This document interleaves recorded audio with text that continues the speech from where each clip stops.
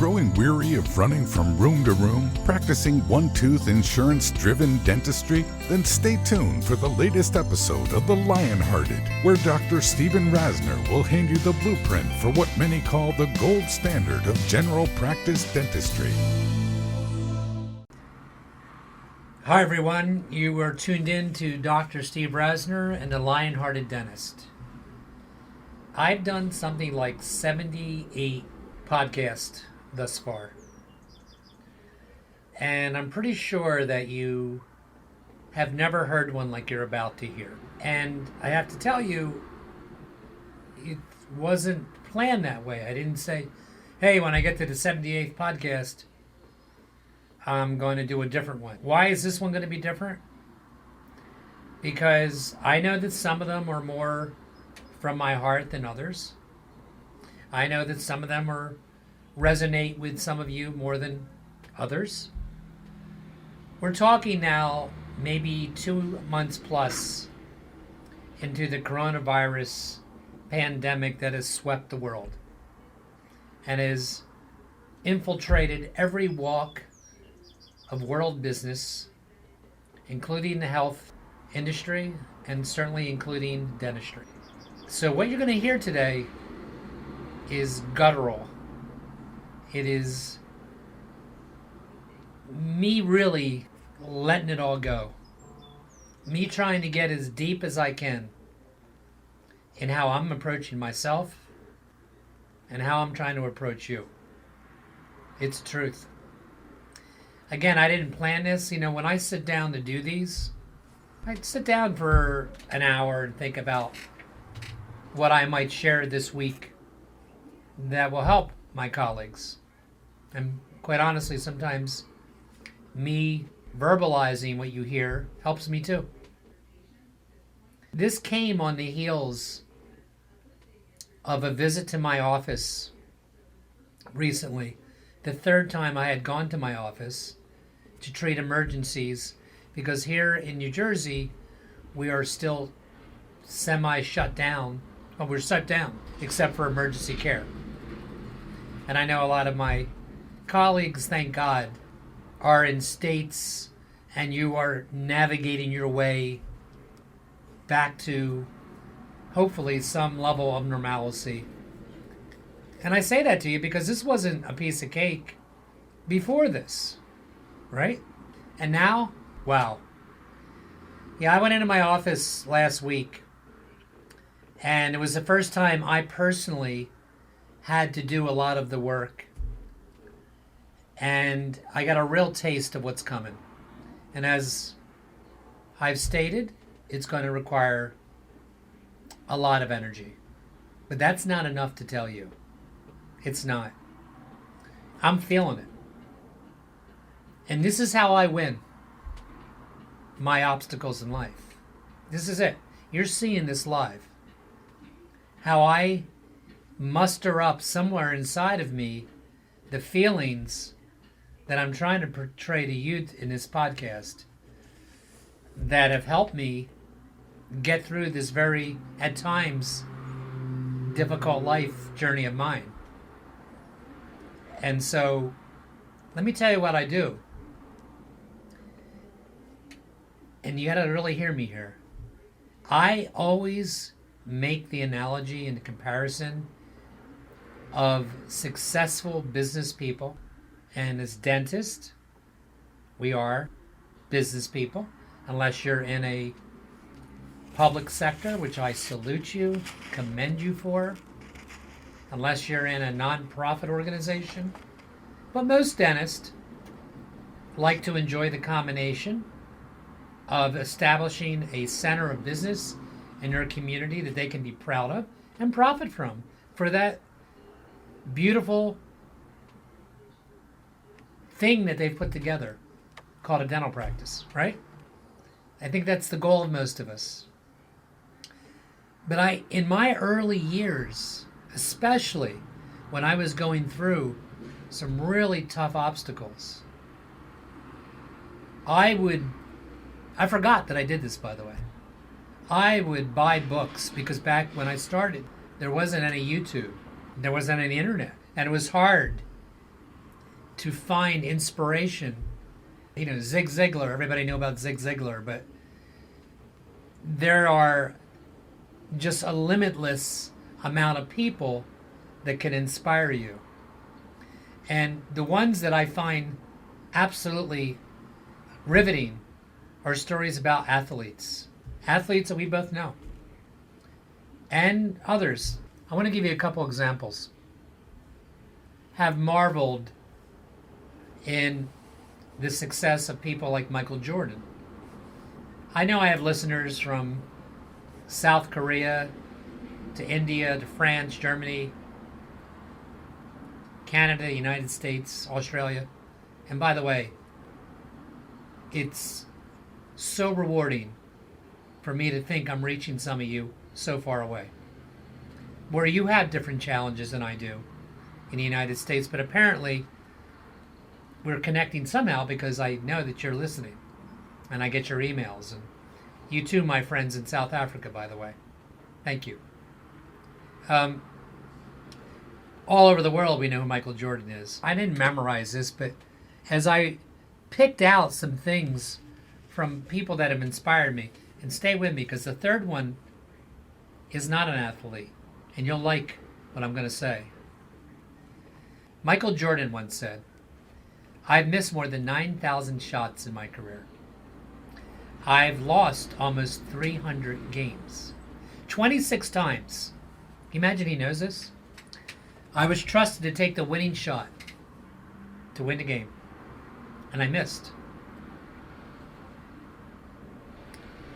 I failed over and over and over again in my life, and that is why I succeed." That was Michael Jordan.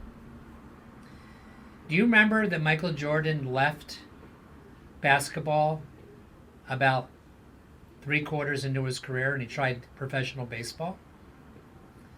And one of the things he said when he was asked about it is, "I can accept failure." He didn't fail at baseball, but compared to his basketball prowess, he was very average, mediocre, and he went back to basketball. He says, "I can accept failure. Everyone fails at something. What I can't accept is not trying." I want you to think right now. We're in a tough spot here, you and I. We are. And there's somebody right now, many, that are going to come out of this fine. And they are going to work harder than you. They're not going to spend all their time watching television. They're not going to take one nap after the other so that the day's gone and they wake up the next day. By the way, I've done some of that during this particular hiatus for my profession. That happened to me. And I'm fighting it.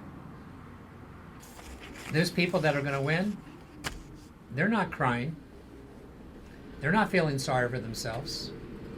They're not finding excuses or buying lottery tickets. That's not anybody's writing. I'm talking to you. They're going to outwork their colleagues. They're going to outthink. And they're going to not give up. Because they want the dream that's part of the basis of the Lion-Hearted Dentist. The dream we all either wanted or once had. I had it. That's why I share these with you weekly, how I got there.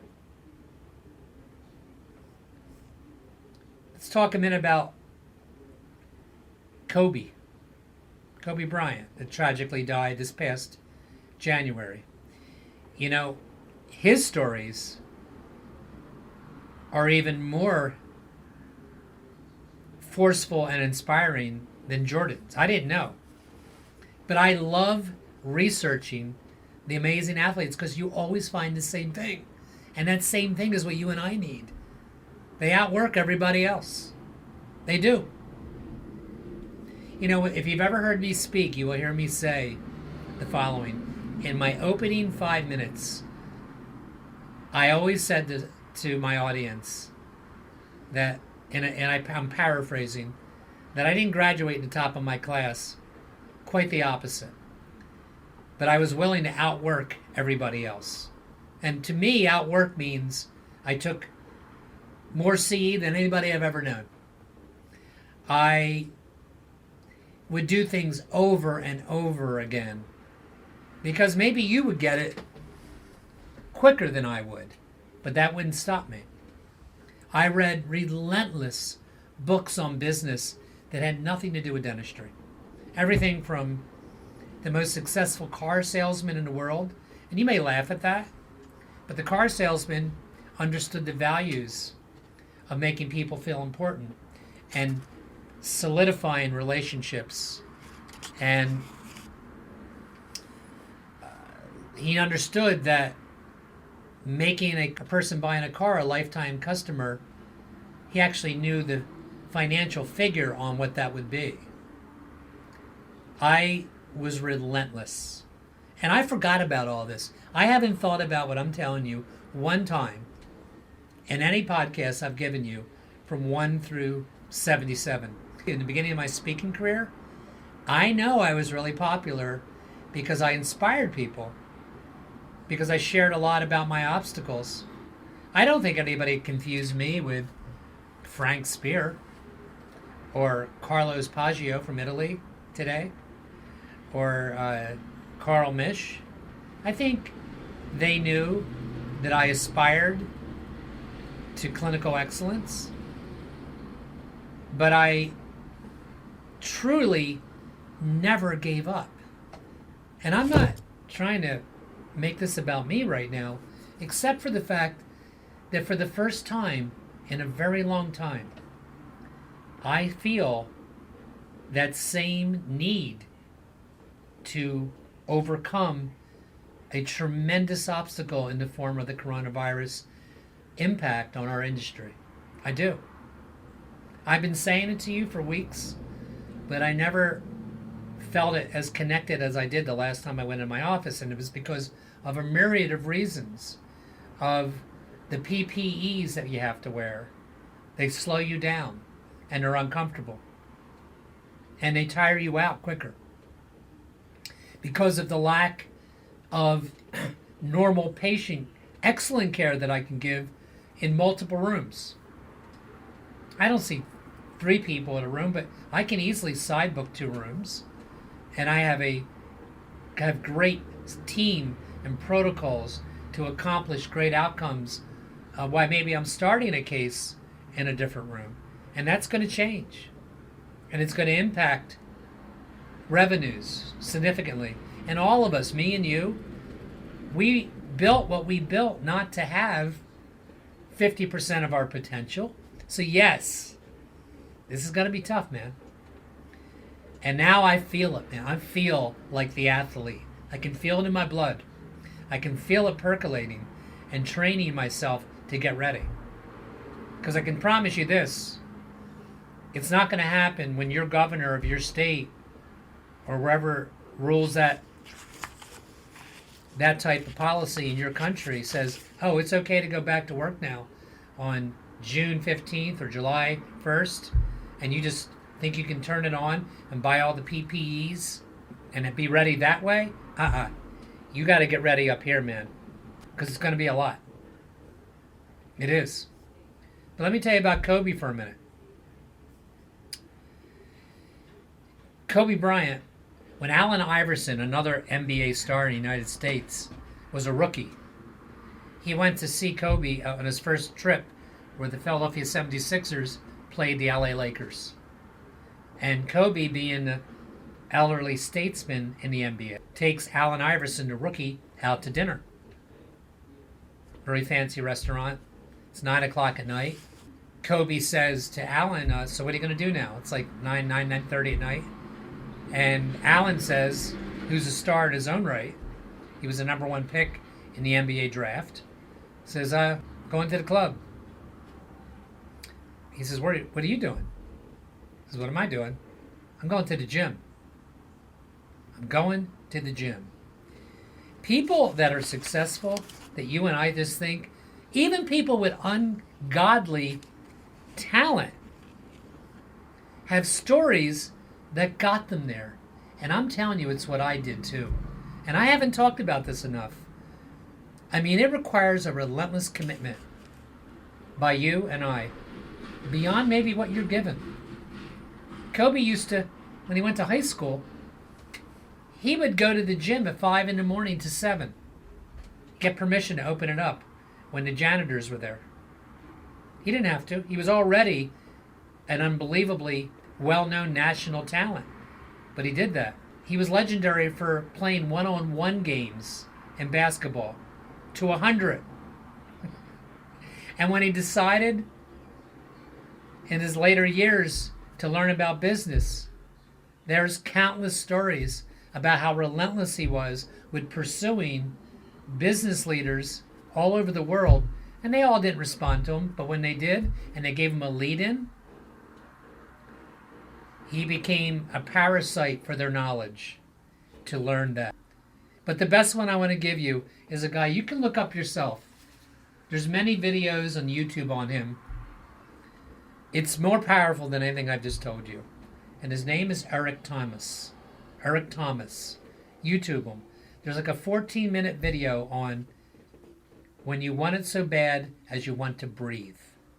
And it's powerful. Here's the story in a nutshell, in case you don't look it up. The story goes like this.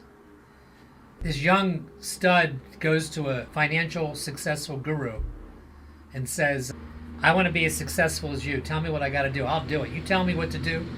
I want to be as successful as you. And the guru was an older fella. He says, you want to be as successful as me? Okay. Meet me tomorrow at 4 a.m. on the beach. And the young guy's thinking, on the beach? What? So he wanted it bad. So the young aspiring fellow meets him on the beach. The older guru takes him by the hand and he starts to walk him into the water with a suit on. The young wannabe says, oh, I don't want to be a lifeguard. I don't want to swim. I'm here to make money. I'm here to be successful like you. He goes, just keep walking. And little by little, the water gets up to his waist. Then gets up to his chest. And then starts to cover his mouth. And at that point, the older guru takes his head and puts it under the water. And he's flashing and flailing and trying to get under. And then raises his head up finally. And he says to him, what were you thinking under there? What did you want to do? He says, I wanted to breathe. Think about it for a minute. When you want to breathe, when you want to be as successful as a fundamental, integral part of you as to breathe, when you want something that bad, that's when you'll be successful. And we're at that moment. Now, by the way, that's not me. I didn't make up that story. It's not Steve Rasner's. It is powerful. If you YouTube Eric Thomas, and they have it to really powerful music, and it's been done in many forms. The point is not to be missed here. There's a difference between you and I talking and you acting and changing your life during these next, whatever it's going to be. I don't know what it's going to be. These next, right now, at home, during these next 6 months. I hope that's all it is. You know, I'm going to tell you straight up. I've been working 4 days a week for as long as I can remember. I may have to work longer. I told you that on an earlier podcast. And here's why. Because when you have a big practice like I do, you have two groups of work. You have productive new work that brings in revenue. And you have not as productive work that you have to finish. You have an obligation to do that work that you also have to do. And you have a third component of work you also have to do that maybe didn't work out, that you have to be honorable about. I'm going to need a lot of hours, I'm anticipating.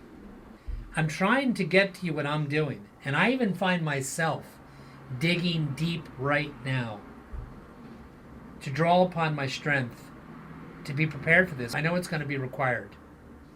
Because when I went in that day, I felt it. As they say, the blank got real. You get me? It got real. So you can talk about this and you can watch webinars and podcasts about what you should do and what PPEs you need and When you get back in your office, you're going to be slower. And you're going to be not used to this.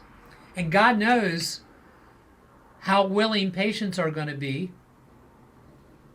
to pursue the best treatment recommendations that you and I know how to give. Are we going to have a patient lose number 30? How willing are they going to be to spend $5,000 to have an implant after what just happened? I mean, maybe they will. I don't know that. So that may require more smaller treatment plans, which certainly isn't as fulfilling as what I've structured this practice that I have to be over the last several years. It's going to require a whole lot of energy. Let me close this one with this, because I've been meaning to talk to you about that Monday. Something else that was a takeaway, and it's how I think you need to think when you go back in, because a couple of my patients, for the first time of any of the times I've gone in during the times we've been closed, they required more work. In other words, I couldn't just re-cement an old crown and be done. I couldn't just cut a suture. One of the patients had a 3-unit bridge, fortunately not mine, that had come off, and it was I couldn't even cement it on that day. The abutments were savable, but the treatment required crown lengthening, post and cores, a new bridge. So I, for the first time during the pandemic, was confronted with having to recommend, because I haven't even been charging my patients. I know it may blow some of your minds. I mean, I've been putting teeth back on dentures and removing sutures and changing implant attachments to get a tighter fitting prostheses and that kind of stuff. It was marginal care in terms of fees, so I just washed it, re-cementing back old crowns, that kind of stuff. But now I had to present to this patient. And so in the particular case I'm telling you, I just went through this normal protocols that I've always done. I looked around the rest of their mouth. I made sure I wasn't missing anything else, even though that's not clearly why they were there that day. Okay? And, maybe I got lucky because there's 2 cases I'm going to give you, but they accepted. Everybody knows I get paid up front for my work. I did not subscribe to that philosophy on that day. And by the way, we're closed here in my state, as I've said. So that was part of the reason why. So I will eventually get paid when they come in after we are cleared to open up again for that type of work. The second patient was interesting. I would say a 79-year-old female. She broke 2-1, or number 9 in the United States. And it was an old crown that she had split with the buckle off. And that's why she was there. Adjacent to it was a 10-year plus crown with recurrent decay. And on the right of it, the right central incisor also needed to be redone. You with me? And that was kind of have-tos. Not have-tos. She could have actually opted to just treat number 9 because 10 was in place. It had decay. She could see it. I could see it. It wasn't huge, but it was at the margin. And in normal pre-pandemic treatment planning, I always look around the entire mouth, as you've seen in my other podcast, to see what other work they need because I want them to make a decision with full information of their mouth before they make that decision. And ironically, this patient said to me, shouldn't I do the right lateral, number 7, as well for harmony of aesthetics and everything else?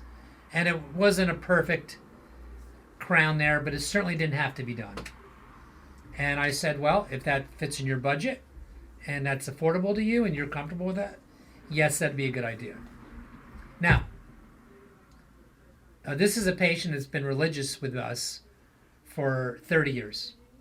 So there's an obvious built-in trust factor there It's one of those patients, I admit, was not a challenging treatment plan. I mean, I was not trying to upsell her.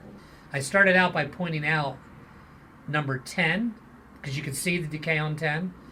I used a probe to show how that she'd benefit from number 8, if it was my mouth, and if that worked and that was comfortable. See, I don't know where they're coming from. I don't know if she's been hurt or her family financially from the pandemic. I don't know. But I'm telling you this because it was laborious. It took. I would have never even thought of that case 3 months ago. That would have just rattled off my mouth. I wouldn't even thought to include this on a podcast like I am with you. So even 1 3-unit bridge, crown lengthening, the other case. In this case, 40 units of crown and bridge. Felt like a big deal. And that's what told me in my heart, this is going to be tough. Now maybe I'll be singing a different story to you once we're back for a few weeks and further. Maybe it won't seem as epic as it seems right now to find people that'll be motivated to want to pursue treatment.